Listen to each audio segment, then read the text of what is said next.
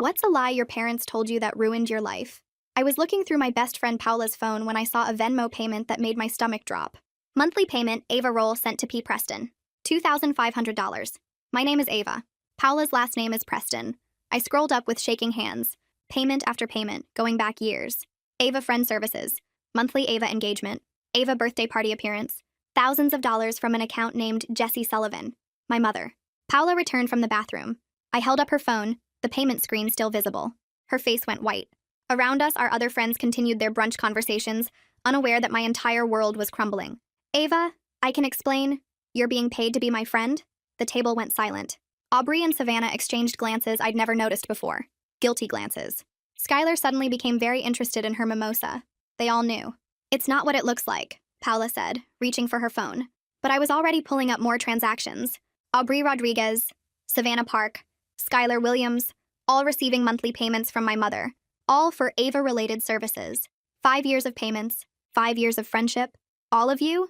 My voice cracked. Your mom contacted us through the agency, Aubrey said quietly. We're all actors.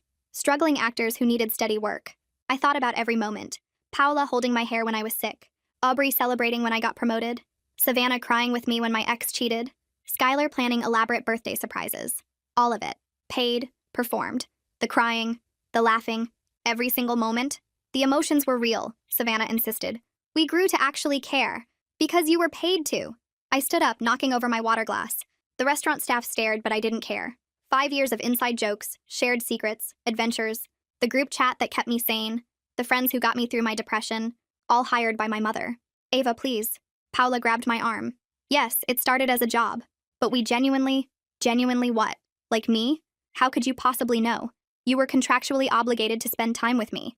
I thought about every insecurity I'd shared, every vulnerability. They'd probably reported it all back to my mother. Were their responses scripted? Their advice rehearsed?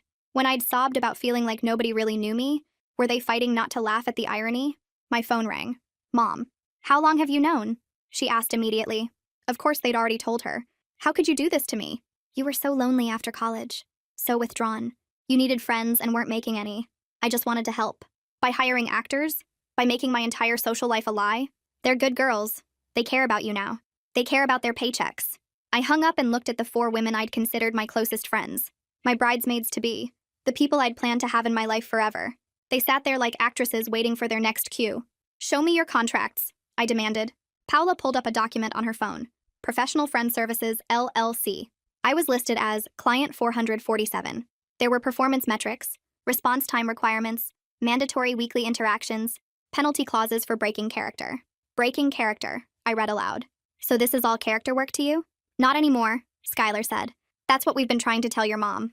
We want to terminate the contracts. Be real friends. Real friends? I laughed bitterly. How? You know everything about me, and I know nothing real about any of you. Not even your real names, probably. Our names are real, Aubrey said softly. But our backstories aren't, Paula admitted. My dead father? Alive in Miami? Aubrey's struggling artist story? She's from money? Savannah's ex who traumatized her? Never existed. We crafted personalities that would mesh with yours. I felt physically sick. Every late-night conversation where we'd bonded over shared traumas. Every moment I'd felt understood. Every time I'd been grateful to find my people. All manufactured. Your engagement party last month, I said, looking at Savannah. Was that real? Her silence was answer enough. Even her fiancé was probably an actor. We want out, Paula said desperately. We've told your mom repeatedly, but she threatens to sue us for breach of contract. Says she'll destroy our careers.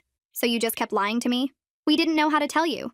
Hey, Ava. Your mom pays us to hang out with you, but we actually like you now? How do you say that? I grabbed my purse to leave. 4 phones immediately buzzed. I didn't have to look to know it was my mother, penalizing them for letting me discover the truth. Wait, Aubrey called out. Check your mother's study. She has files on all of us. On you. This goes deeper than just hiring friends. What do you mean? Aubrey leaned forward and her voice dropped low. She said my mother has files on everything. Psychological reports about me, strategies for keeping other people away from me, records of every conversation I've ever had with them. She said it's not just about paying for friends, but about controlling my whole life. My hands went numb, and I had to set down my water glass before I dropped it. The idea that my mother had been documenting me like some kind of experiment made my skin crawl. I stood up fast enough that my chair scraped loudly against the floor. I grabbed my purse and walked toward the exit without looking back at any of them. Behind me, I heard Paula call my name, but I kept walking. The hostess asked if everything was okay, and I just pushed past her into the parking lot. My phone started buzzing in my hand the second I got outside, text after text lighting up the screen. I silenced it and unlocked my car with shaking fingers. I sat in the driver's seat and tried to breathe normally, but my chest felt tight. The phone kept buzzing even on silent, the screen flashing with notifications. I looked down and saw the group chat we'd had for 5 years was exploding with messages.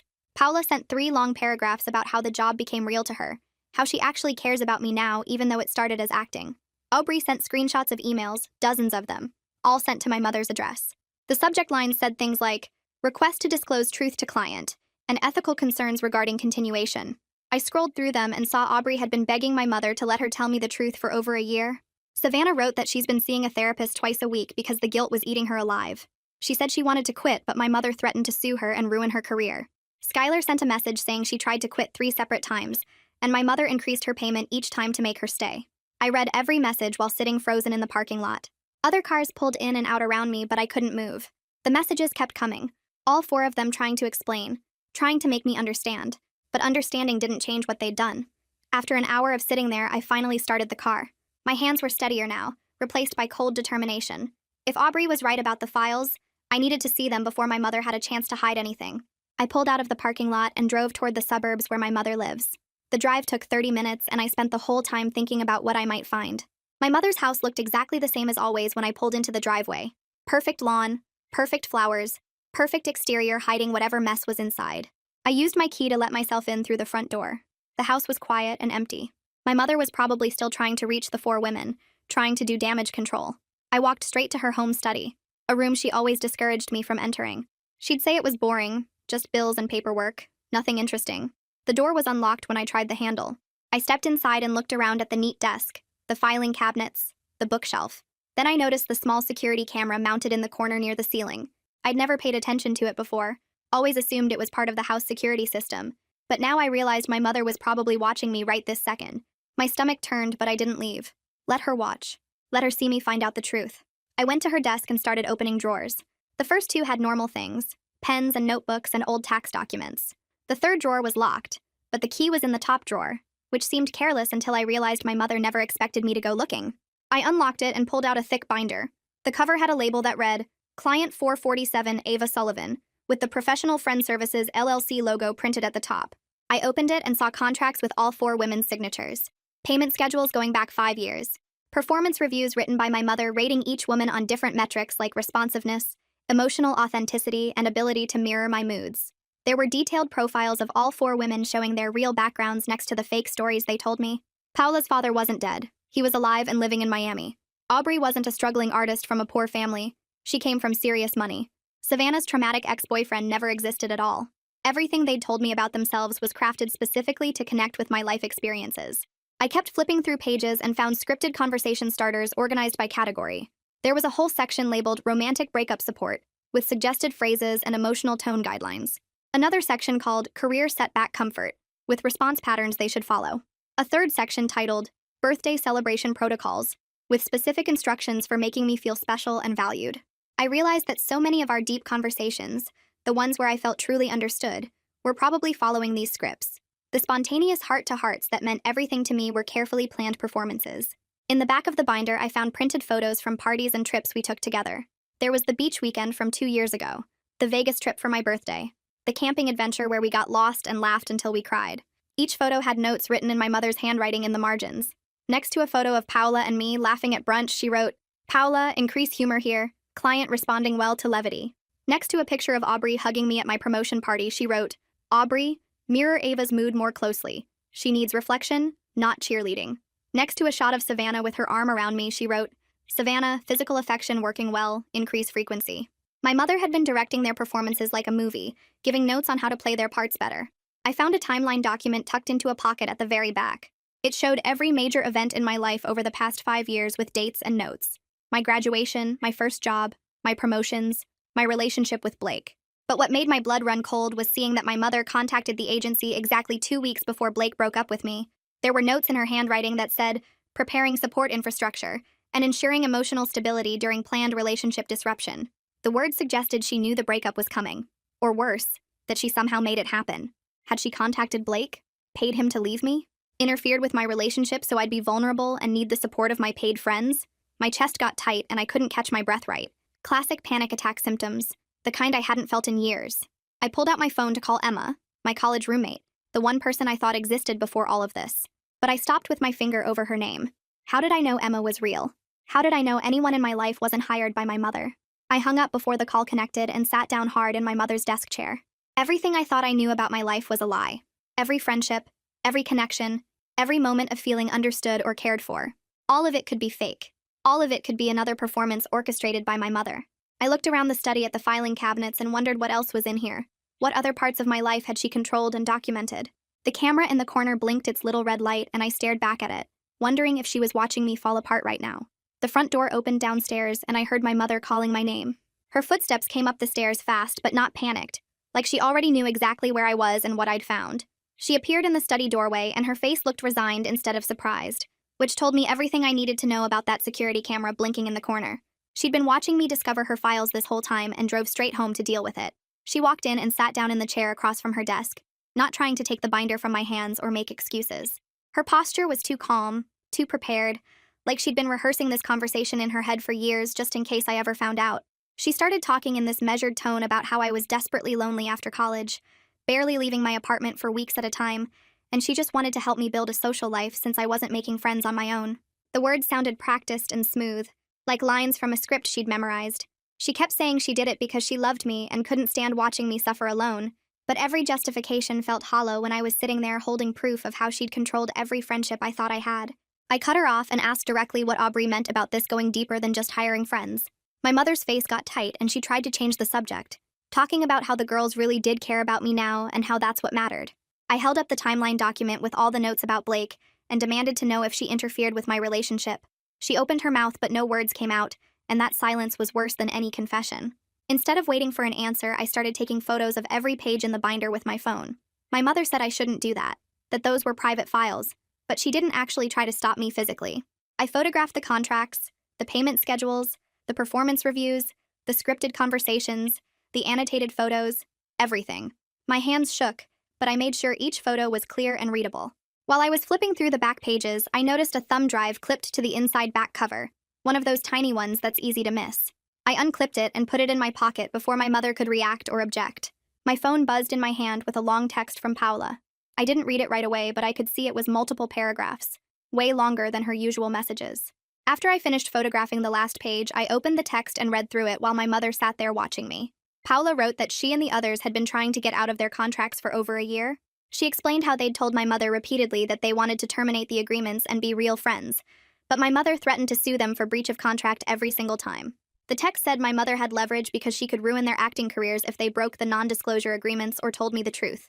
Paula wrote that they felt trapped between hurting me by lying and destroying their futures by telling the truth. I put the binder back in the drawer, pocketed my phone, and left the study without saying another word to my mother. She called after me, but I just kept walking down the stairs and out the front door.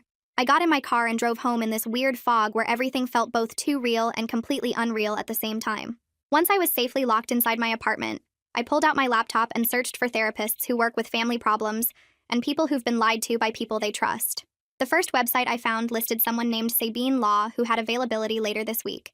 I filled out the intake form right there, typing in all my information and a brief description of why I needed help, though I kept it vague because I didn't know how to explain the whole situation in a text box.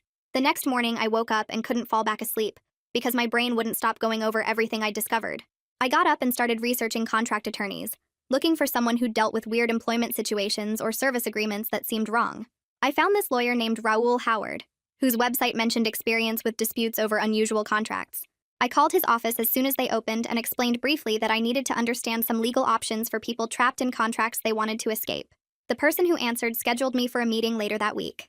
On my lunch break, I looked up the address for Professional Friend Services LLC and drove to their office.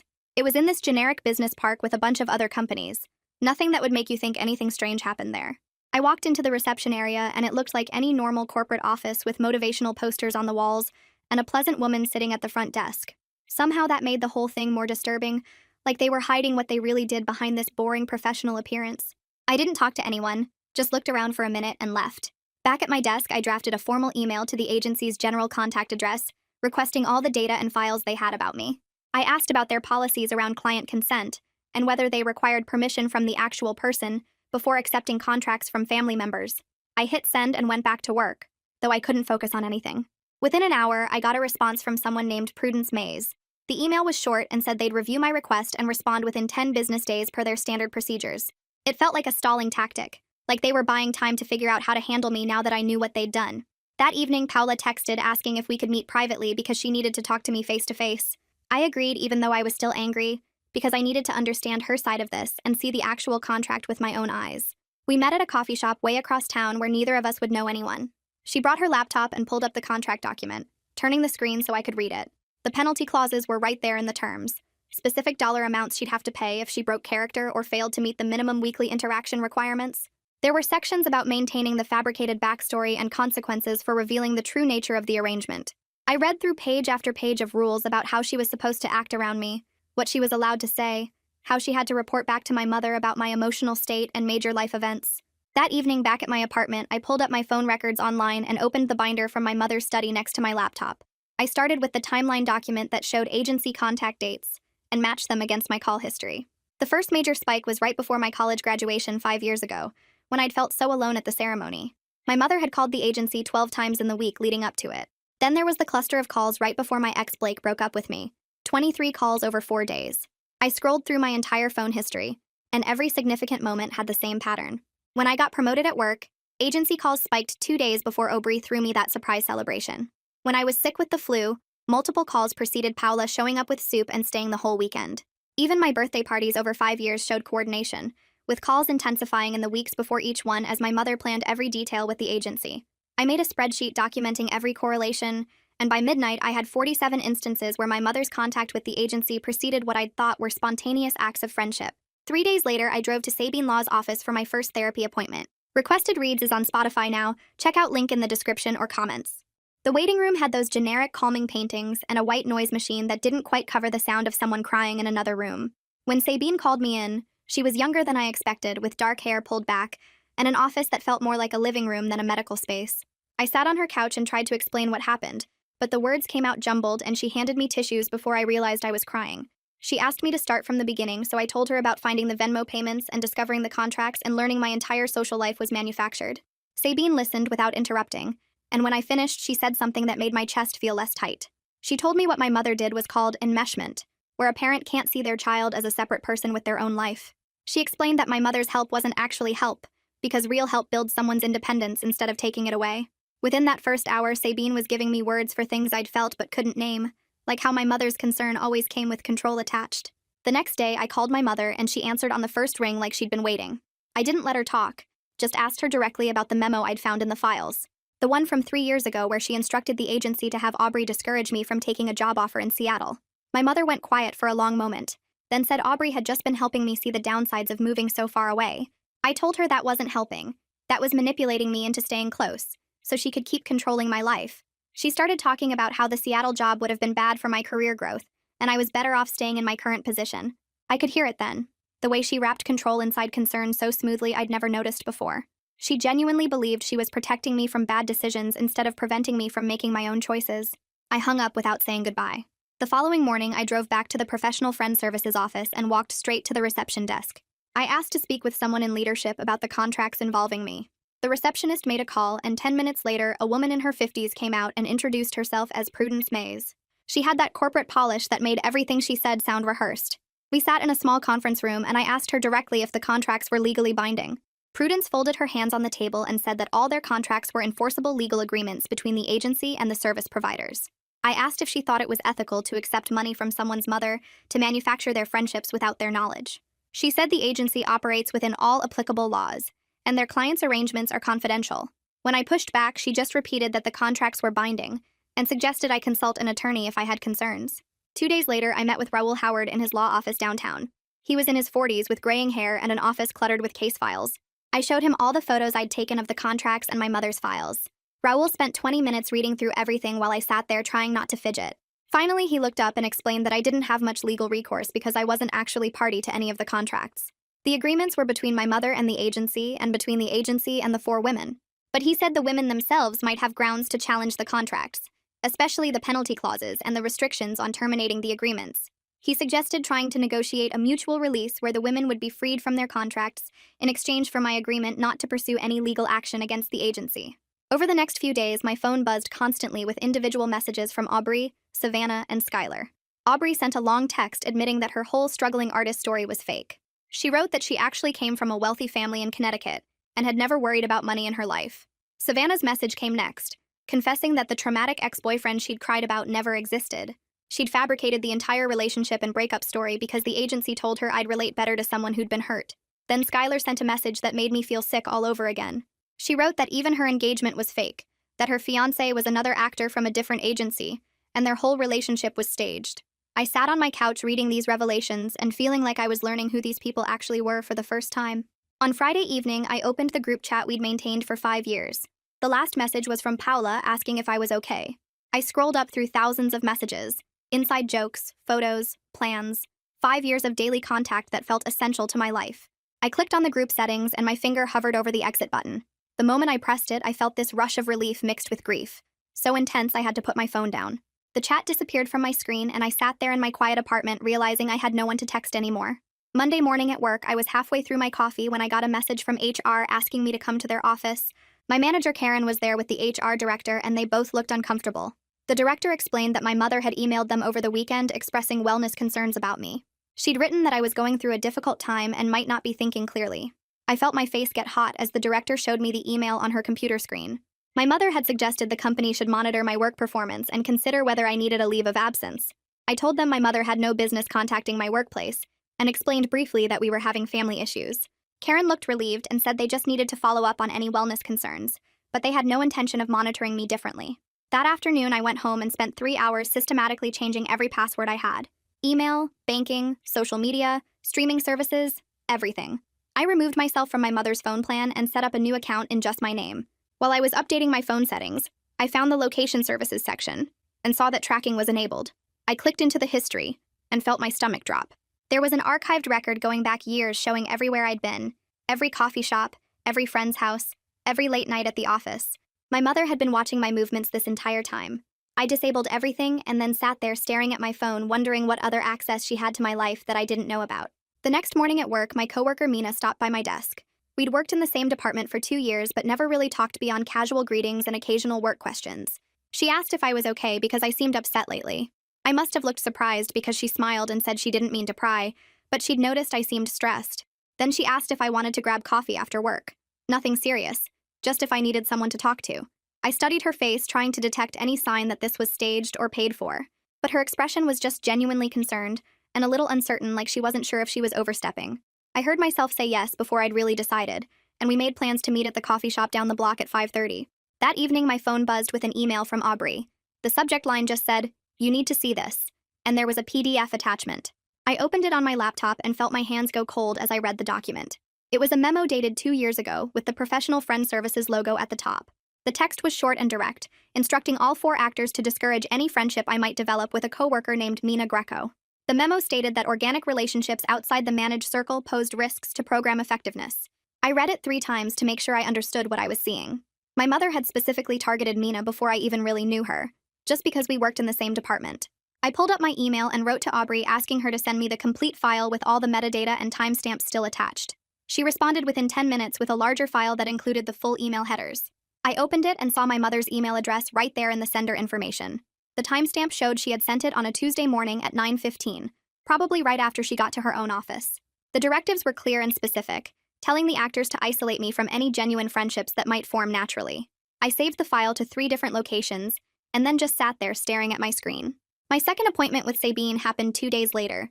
I brought printed copies of the memo and the timeline document from my mother's files. Sabine read through everything carefully, and then looked at me with this steady, calm expression. She started explaining what my mother had done using terms like isolation tactics and manufactured dependency. We spent the next 40 minutes working through exactly what those patterns looked like in my life. Sabine helped me write out clear boundary statements I could use when I was ready to confront my mother directly. We practiced saying them out loud until my voice stopped shaking. She gave me homework to document every instance of my mother trying to interfere or control something in my life over the next week. I left her office feeling like I finally had some tools, instead of just confusion and anger. I met with Raul the following afternoon at his law office downtown. He had reviewed all the documents I sent him, and had several file folders spread across his desk. He explained that he was drafting a formal proposal for releasing the 4 actors from their contracts. The terms included a requirement that the agency turn over all files and data they had collected about me. He walked me through each section of the proposal, making sure I understood what we were asking for and what leverage we actually had. Raul said he would send it to both my mother's attorney and directly to professional friend services by the end of the week. He also mentioned that we should expect resistance and be prepared to negotiate. I signed the authorization forms he needed and wrote him a check for his retainer fee. 3 days later, Raul forwarded me an email from my mother's lawyer. I opened it during my lunch break and had to read it twice to believe what I was seeing. The lawyer wrote that my mother would agree to release the actors from their contracts if I consented to working with a life coach she would select for me. The proposal included the name of someone my mother had already contacted and a suggested meeting schedule. I felt this surge of anger so strong I had to put my phone down and walk around the block twice. When I got back to my desk, I called Raul and told him absolutely not. I explained that this was just another attempt to control my life through a different paid professional. He agreed immediately and said he would send a response refusing the counter-proposal. The next morning, I got a call from an unknown number while I was making coffee. I almost didn't answer, but something made me pick up. A woman introduced herself as Prudence from Professional Friend Services. Her voice was careful and professional as she told me she had concerns about potential reputational damage if this situation became public. She spoke in this measured way that made every word sound calculated. Prudence hinted that the agency might be willing to negotiate conditional releases for the actors if we could reach an understanding about confidentiality. I told her I would discuss it with my attorney and ended the call. My hands were shaking as I forwarded the call details to Raul. That afternoon, Paula texted asking if we could meet again. I agreed to coffee at a place near my apartment. When she arrived, she was carrying a small leather journal that looked worn and well used. She sat down across from me and pushed the journal toward me across the table. Paula explained that she had been keeping it for the past 3 years, writing about moments with me that mattered to her outside the contract requirements.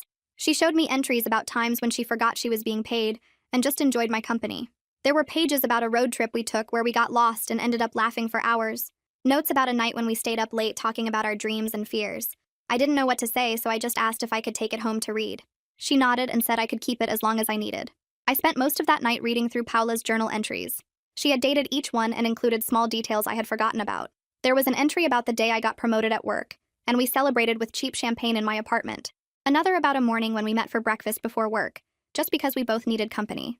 I recognized several of the moments she described, times that had felt genuinely unscripted even to me. The recognition created this confusing mix of feelings in my chest. It suggested that some authentic connection had existed within the manufactured framework, but I couldn't shake the question of whether I would ever be able to trust my own perception of what was real. I closed the journal around 2 in the morning and put it in my desk drawer. The coffee date with Mina happened on Saturday morning. We met at the place down the block from work and ordered our drinks. I decided to share a simplified version of what had happened, testing whether I could be vulnerable with someone outside the whole situation. I told her my mother had hired people to be my friends, and I had just found out recently. Mina listened without interrupting, and her face showed steady empathy that felt different from the practiced reactions I could now recognize. She asked a few gentle questions but didn't push, when I kept some details vague. When we finished our coffee, she said she was glad I told her, and that she understood if I needed to take things slow with new friendships. The conversation felt real in a way that made my chest hurt. I texted all 4 actors and arranged a meeting at a library study room near downtown. They showed up looking nervous and uncertain. I sat across the table from them and stated my terms for any future contact. I explained that I needed time and space to process everything. I told them I didn't want apologies right now because I wasn't ready to hear them. I said that any relationship we might build later would have to start completely from scratch with full honesty. Paula nodded and Aubrey wiped her eyes but stayed quiet. Savannah looked at the table and Skylar just said she understood. I stood up and left the room without looking back. In the library study room, I sat alone for a while and let myself feel the weight of what I had just done. The next morning, I called Sabine and asked if she could help set up the mediated conversation with my mother. She agreed and scheduled it for the following week at her office. The days leading up to that session felt heavy, and I kept my phone on silent to avoid any attempts from my mother to contact me directly. When the day arrived, I showed up 15 minutes early and sat in the waiting area trying to control my breathing. My mother walked in exactly on time, looking smaller than I remembered, her face showing the strain of the past weeks. Sabine brought us into her office and explained the ground rules for the conversation, emphasizing that this was about establishing clear boundaries and not about assigning blame or seeking immediate forgiveness. My mother sat across from me and started crying almost immediately, apologizing over and over until Sabine gently redirected her to focus on specific actions and commitments. The session lasted nearly 2 hours and covered everything from the agency arrangement to the tracking to the workplace interference. My mother admitted she had been terrified of losing me since I went away to college, and that her own childhood abandonment issues had driven her to control every aspect of my life. She agreed to all of Sabine's proposed boundaries, including no contact with my workplace, no tracking of my location through any means, and no hiring of any service providers to interact with me without my explicit written consent. I did not offer forgiveness because I was not ready for that yet, but I acknowledged out loud that she seemed willing to change, and that mattered to me. 2 days after the session, my mother showed up at Raul's office with 3 large boxes and a hard drive containing all the files and documentation related to the agency arrangement. Raul had me come in, and we went through everything together, while my mother sat quietly in the waiting area. The boxes contained printed contracts, payment records, performance reviews, behavioral reports, and personal notes my mother had kept about my life over 5 years. The hard drive had digital copies of everything, plus email correspondence between my mother and the agency spanning back to before the arrangement even started. Raul prepared an affidavit stating that my mother confirmed this represented all data and documentation related to her monitoring of my life and the professional friend services arrangement, and she signed it without hesitation. I took the boxes and hard drive home and stored them in my closet, not ready to destroy them, but also not wanting to look through them again right away. That evening, I opened the group chat one final time and took screenshots of the entire conversation history before formally dissolving it. Then I sat down and wrote individual messages to each of the 4 women, establishing different boundaries based on my comfort level with each person. I told Savannah I needed complete no contact given her role in sending behavioral reports to my mother, and I asked her not to reach out to me in any form. For Paula, Aubrey, and Skylar, I left the door open for limited communication, if we both wanted that eventually, but I made it clear I needed significant time and space first. I sent all 4 messages within 10 minutes of each other, and then deleted their contact information from my phone. The next morning, I woke up to an email from Prudence at Professional Friend Services. She wrote in carefully professional language that the agency had implemented a new internal policy requiring documented consent from the actual client before accepting any family-initiated contracts for adult children. The policy change would not apply retroactively, but would prevent similar situations in the future. I read the email twice and felt a strange mix of emotions, like something small had shifted even though it could not undo what happened to me. Over the following weeks, I learned through occasional social media updates that Paula was auditioning for legitimate acting roles and had booked a small part in a local theater production. Aubrey had shifted to production work behind the camera and posted about working on an independent film project. Skylar was applying to graduate programs in social work and had written a personal essay about ethics in care professions. Their lives were moving forward separately from the manufactured friendships, and I felt a distant goodwill toward their progress without wanting to be part of it directly. Mina texted me asking if I wanted to meet for coffee again, and I agreed, suggesting the same place we went before. We met on Saturday morning, and I shared more complete details about what had happened with my mother and the agency arrangement. Mina listened without interrupting and asked thoughtful questions that showed she was trying to understand rather than judge. When I finished talking, she said something that stuck with me, that she wanted to be my friend. But she understood I needed to take things slow while processing everything, and she was okay with keeping things light and casual for as long as I needed. Her response felt respectful rather than distant, and I appreciated that she was not trying to rush into a deep friendship when I was clearly not ready for that. On Monday, I had a meeting with HR where I provided all the documentation of my mother's inappropriate contact with my manager.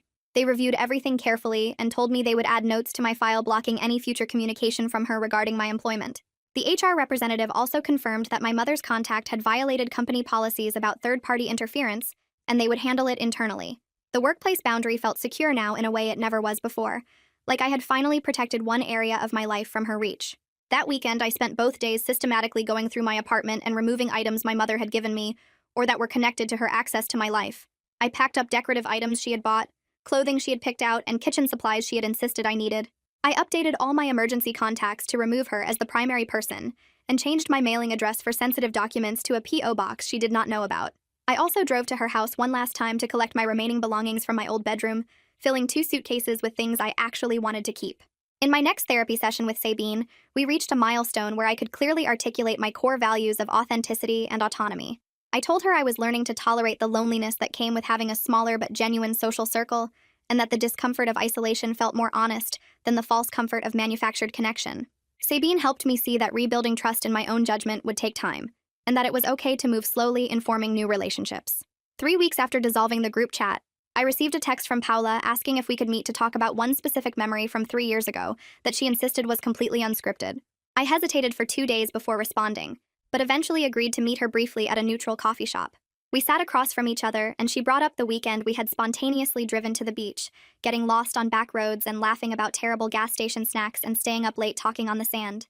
As she described those moments, I found myself believing her that those particular interactions were real, that something genuine had existed even within the manufactured framework. We agreed to try building a very slow conditional friendship with complete honesty as the foundation, meeting maybe once a month with no expectations beyond that single interaction. 2 weeks later, my phone rang with my mother's number, and I let it go to voicemail twice before calling back. When she answered, I kept my notepad open with the script Sabine and I had practiced, reminding myself this was just about logistics. She needed my signature on some tax documents related to the agency payments, and I needed to handle it like an adult without getting pulled into emotional territory.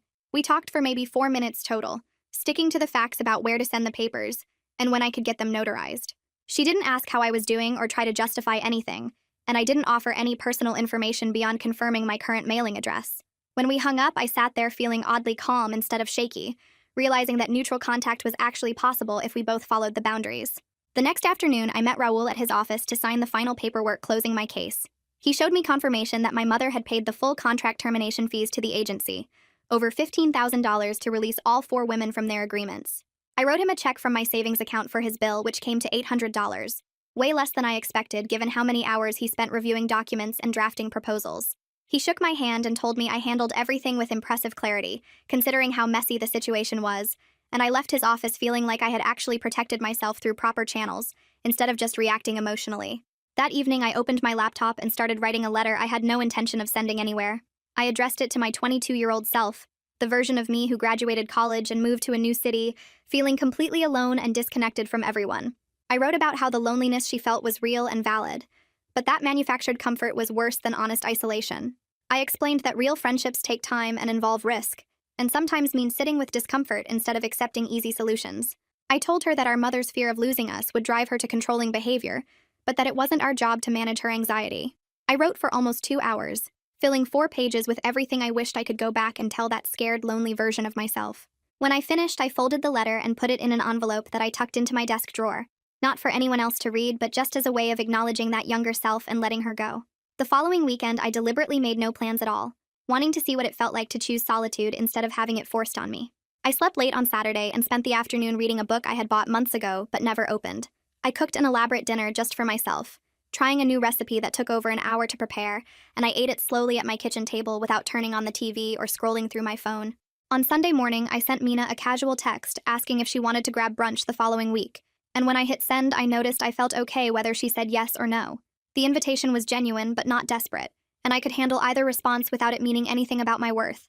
On Monday, a Venmo notification popped up on my phone showing a payment from Paula for $2,500 with a note that just said, "Final month." Should have never accepted it. I stared at the amount knowing my mother had already paid her, but that Paula wanted to return it anyway once everything came out.